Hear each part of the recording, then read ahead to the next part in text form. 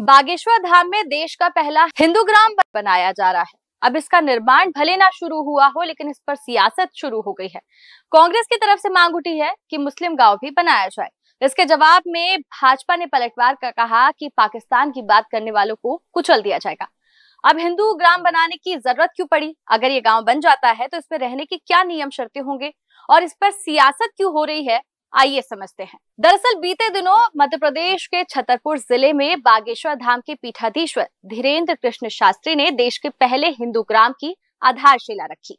ये गांव 2 साल में बनेगा और यहाँ करीब 1000 परिवार बसाए जाएंगे। यहाँ रहने की कुछ नियम और शर्तें हैं, जैसे यहाँ पर गैर हिंदुओं का आना वर्जित रहेगा। हालांकि अगर कोई हिंदू धर्म में आस्था रखता है तो फिर उसे यहाँ आने की अनुमति दी जाएगी। ये हिंदू ग्राम धार्मिक और सांस्कृतिक गतिविधियों का केंद्र बनेगा। यहाँ मंदिर, गौशाला, यज्ञशाला और संस्कृत विद्यालय जैसी सुविधाएं उपलब्ध कराई जाएगी। बागेश्वर धाम जनसेवा समिति इस ग्राम में रहने के इच्छुक सनातन धर्म प्रेमियों को जमीन उपलब्ध कराएगी और निर्माण की जिम्मेदारी बागेश्वर धाम के सभी सेवादारों की होगी। बस जो लोग यहाँ रहना चाहते हैं उन्हें समिति को निर्माण कार्य के लिए सामग्री की व्यवस्था करवा कर देनी होगी।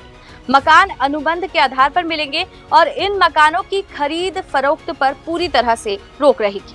हिंदू ग्राम बनाने के पीछे धीरेन्द्र कृष्ण शास्त्री का तर्क है कि पहले हिंदू ग्राम बनेगा, फिर हिंदू तहसील, फिर हिंदू जिला, फिर हिंदू राज्य बनेगा और इसी तरह हिंदू राष्ट्र की परिकल्पना साकार हो पाएगी। हालांकि अब इस मुद्दे को लेकर मध्य प्रदेश में राजनीति शुरू हो गई है।